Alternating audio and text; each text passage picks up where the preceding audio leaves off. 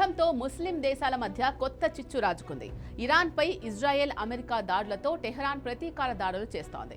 యుద్ధంతో పశ్చిమాసియా ప్రాంతం అట్టుడుకుతోంది. ఇరాన్ వరుసగా దాడులకు తెగబడుతూ ఉండడంతో అరబ్ కంట్రీస్ వైఖరులు పూర్తిగా మారిపోయే అవకాశం ఉంది.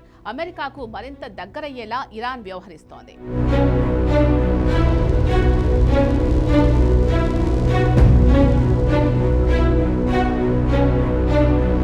ఇరాన్, అమెరికా, ఇజ్రాయెల్ మధ్య జరుగుతున్న యుద్ధంతో పశ్చిమాసియా రగిలిపోతోంది.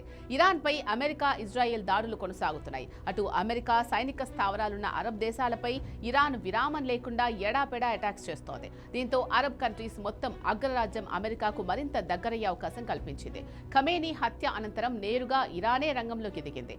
నేరుగా అరబ్ దేశాలపై దాడులు మొదలుపెట్టింది. అరబ్ దేశాల్లోని అమెరికా సైనిక స్థావరాలను ఇరాన్ లక్ష్యంగా చేసుకుంటోంది. ఈ పరిణామంతో అరబ్ దేశాలు ఇరాన్ను నెగటివ్ గా చూడడం మొదలుపెట్టాయి. ఇకపై తమ దేశాల భద్రత కోసం అమెరికా, ఇజ్రాయెళ్లకు అవి మరింత చేరువయ్యే ఛాన్స్ ఉంది. అంటే అరబ్ దేశాలతో ఇరాన్ కు ఉన్న గ్యాప్ మరింత పెరుగుతుంది. కేవలం అమెరికా, ఇజ్రాయెళ్లపైనే ఇరాన్ దాడులు చేసి ఉంటే పరిస్థితి మరోలా ఉండేది. ఇరాన్ కు కనీసం నైతిక మద్దతు పలికేందుకు అరబ్ దేశాలు ముందుకొచ్చి ఉండేవి.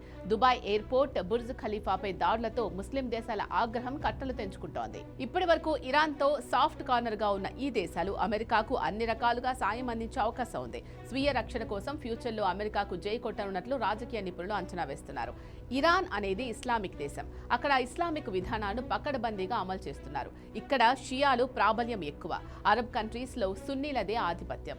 ఇది అరబ్ కంట్రీస్ ఇరాన్ కు దూరమయ్యేందుకు ఒక కారణం. లెబనాన్ లో హిజ్బుల్లా, గాజాలో హమాస్, యెమెన్లో హూతీలు, ఇరాక్లో ఖతాయబ్ హిజ్బుల్లా మిలిటెంట్ సంస్థలను ఇరానే క్రియేట్ చేసింది. వీటన్నింటినీ కలిపి యాక్సిస్ ఆఫ్ రెసిస్టెన్స్ అంటారు. వాస్తవానికి గత 5 ఏళ్లలో యాక్సిస్ ఆఫ్ రెసిస్టెన్స్ బాగా బలహీనపడింది. ఆ మిలిటెంట్ సంస్థల్లోని కీలక నేతలు అందరినీ ఇజ్రాయెల్ హతమార్చింది. అందువల్లే ఇప్పుడు ఇరాన్ అరబ్ దేశాలపై మిస్సైళ్లతో దాడి చేస్తోంది.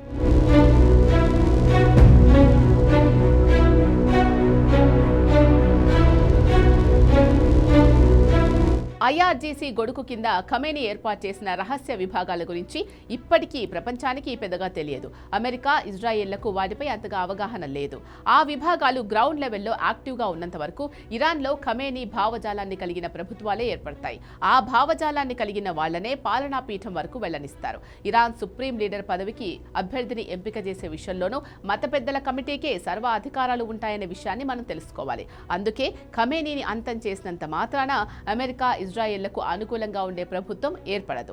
మరోవైపు ఇరాన్ సైనిక వ్యవస్థలో కొన్ని లోపాలు కూడా ఉన్నాయి. ఐఆర్జీసీ విభాగాన్ని నేరుగా supreme leader Ayatollah Ali Khamenei నియంత్రించేవారు. అది ఆయనకే జవాబుదారీగా ఉండేది. దీనివల్ల ఐఆర్జీసీ, ఇరాన్ సైన్యం వేర్వేరు అనే భావన ఏర్పడింది. ఈ ఇరు విభాగాల మధ్య సమన్వయం ఎలా జరుగుతుంది అనే అంశం కూడా పెద్ద మిస్టరీగా మిగిలిపోయింది. కొన్నిసార్లు ఇలాంటి వ్యవస్థాగత లోపాల వల్లే రహస్య సమాచారాలు శత్రు దేశాలకు లీక్ అవుతూ ఉంటాయి.